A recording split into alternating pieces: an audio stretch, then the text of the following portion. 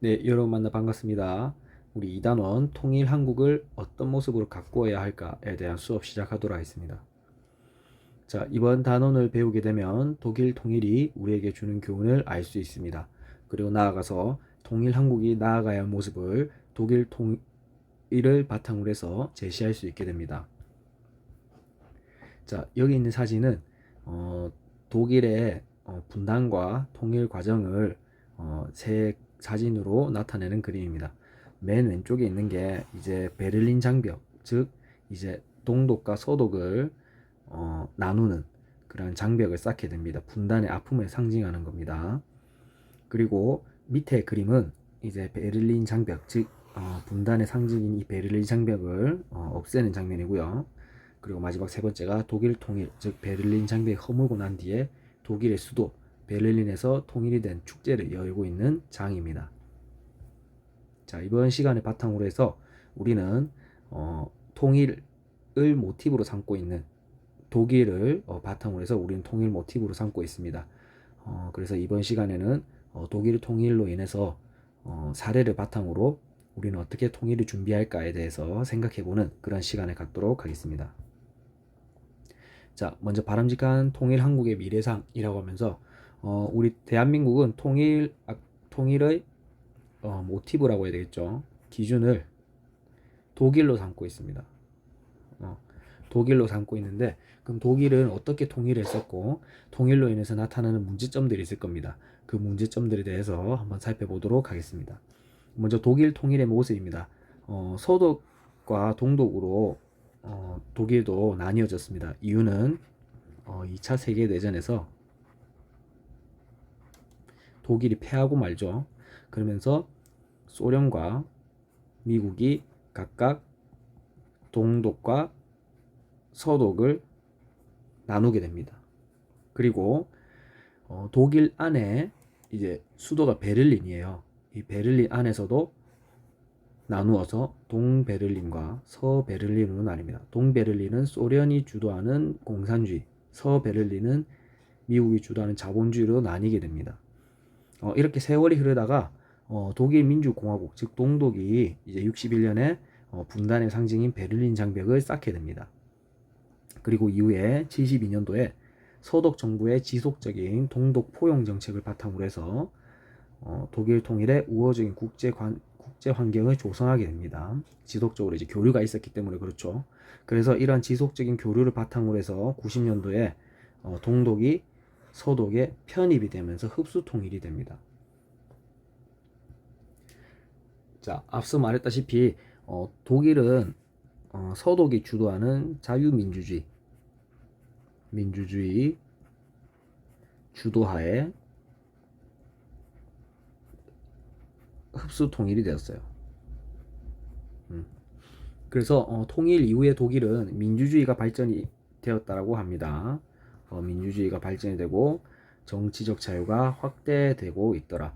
그리고 동독과 서독의 지역 불균형을 해소하기 위해서 많은 노력들을 했어요. 그래서 서독에서 동독을 위해서 많은 지원을 해주었다. 경제적인 부분에서. 그리고 정치 경제 수준이 서로 성장하게 되면서 국제적 경쟁력이 강화되기 시작했습니다. 하지만 통일이 됐을 때 막상 좋았던 부분은 꼭 아니었어요. 갈등이 있는 부분, 문제가 되는 부분도 있었는데 그 첫 번째가 바로 동독 주민들은 새로운 체제에 대한 혼란과 서독 주민에 대한 열등감을 느끼게 됩니다. 그래서 어떻게 보면 공산주의가 굉장히 이제 힘이 빠질 때예요. 그래서 당시에 서독은 굉장히 경제적으로 컸고요. 동독은 경제적으로 굉장히 낮았어요. 그래서 서독 주민들에 대한 열등감을 느끼게 됐고요. 그리고 새로운 체제, 즉 자유민주주의라고 하는 체제에 의해서 이 체제를 적응하기 위해서 많은 혼란을 겪었다고 합니다. 또한 서독 주민들은 동독이 지고 있는 돈이라든지 또는 동독의 경제를 발전을 시키기 위해서 세금을 부과할 수밖에 없었다고 합니다. 그리고 물가 상승 등의 많은 불만들을 가지게 되었어요. 즉 서독의 돈으로 동독의 경제를 살린 거죠. 그렇기 때문에 많은 돈이 들었다고 합니다. 그리고 이로 인해서 물가 상승에 대해서도 많은 불만을 표출했다고 해요. 자, 이거는 통일 이후의 독일의 모습을 나타냈습니다. 그래서 1991년도부터 2013년도까지 보면은 굉장히 경제, GDP, 국내 총생산이 굉장히 많이 높아진 것을 알 수가 있죠. 그리고 통일 이전과 이후의 모습을 봤을 때 옛 동독 사람들은 나아졌다라고 하는 부분이 많아졌고, 그리고 서독 사람들은 별 차이가 없다, 오히려 나빠졌다라고 하는 수가 많아졌다라고 합니다. 자, 이로 인해서 독일 통일이 우리에게 주는 교훈이 무엇일까? 첫 번째, 불신과 적대감을 극복해서 진정한 사회 통합을 이룰 준비가 필요하다라고 합니다. 과거에 이 독일 같은 경우도 지금도 마찬가지인데요. 이 독일이 조사를 했습니다. 우리 오른쪽에 프린트에 보면 나오죠. 조사를 했는데 동독과 서독 사람들이 서로 갈등을 겪었다고 해요. 갈등. 그래서 서독 사람들은 동독 사람들에게 오씨라고 합니다. 오씨라고 해서 이 오씨라고 하는 것은 게으른 독일, 게으른 독일이라고 뜻이고요. 동독 사람들은 서독 사람들에게 베시라고 합니다. 베시라고 하는 것은 거만한, 자본주의란 체제에 잘 만나가지고 약간 졸부 같은 느낌이죠. 그리고 게으른 독일, 이 동독 사람들이 경제적인 수준이 낮았던 이유는 굉장히 게을러서라고 하는 민족 간에 서로 갈등도 있었다라고 합니다. 그래서 이런 부분에서 보면은 사회 통합을 이룰 때 이런 불신과 적대감을 없애야 되는 게 굉장히 중요하죠. 두 번째, 자유민주주의의 정착과 남북한 지역의 고른 발전, 문화적 자원 보존과 발전을 위해서 노력을 해야 된다고 합니다. 즉 공산주의보다는 이제 자유민주주의를 정착하는 것이 어떻게 보면 굉장히 중요하겠고요. 그리고 남북한 지역이 어느 한쪽이 경제가 낙후되거나 너무 급격하게 성장되는 것보다는 고루고루 발전되어야만이 위에와 같은 불신과 적대감이 생기지 않겠죠. 그리고 부족하다 한다면 문화적과 또는 발전을 위해서 많은 노력들을 해야 된다고 합니다. 북한에도 굉장히 많은 문화적 자원들이라든지 그런 요소들이 있다고 해요. 그런 것들을 보호해주는 것이 굉장히 중요합니다. 세 번째, 차이점을 인정하고 동질성을 발견하려고 노력해야 된다고 합니다. 독일 통일도 마찬가지로 그들에게 동질성이라고 하는 것을 발견하려고 많은 노력들을 했다고 해요. 왜냐하면 북한 같은 경우는 독일 같은 경우는 어떻게 보면 같은 유럽권이고요. 러시아도 마찬가지, 과거의 소련도 같은 유럽권에 속해 있기 때문에 비슷한 부분이 굉장히 많아요. 문화가 그렇게 크게 변화되지 않았어요. 체제가 바뀌었다 하더라도. 근데 우리는 북한은 어떻게 보면 중국과 러시아의 영향을 받았기 때문에 그런 문화적인 부분이 많이 차이가 날 겁니다. 어떻게 보면 우리가 독일보다 더 많은 동질성을 발견하기 위해서 노력을 해야 된다라고 하는 점. 그래서 이 독일 통일이라고 하는 거는 결국에 우리에게 어떤 것을 주느냐, 외형적 통합도 물론 중요하지만, 여기서 외형적인 통합이라고 하는 이제 국토의 통일이 되겠죠. 땅이 합쳐지는 거, 이것도 물론 중요하겠지만은 민족의 내면적 통합이 더 중요함을 알 수가 있습니다. 그러니까 어떤 게 더 중요하다라기보다는 서로 상호적인 거죠. 외형적인 통합도 중요하고 민족의 내면적인 통합도 중요하다고 합니다. 그래서 아까 독일 여기서 나왔던 오씨, 배씨 같은 경우도 바로 민족의 내면적인 통합이 잘 되지 않아서 이러한 갈등을 겪었다라고 보시면 될 것 같아요.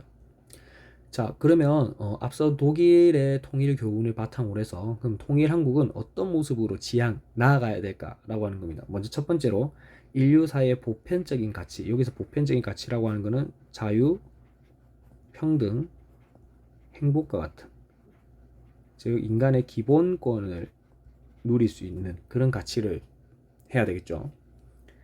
그리고 열린 민족주의라고 합니다. 그래서 우리 민족의 정체성을 확립하면서도 동시에 다른 민족의 장점을 적극적으로 받아들일 수 있는 자세가 필요하다고 해요.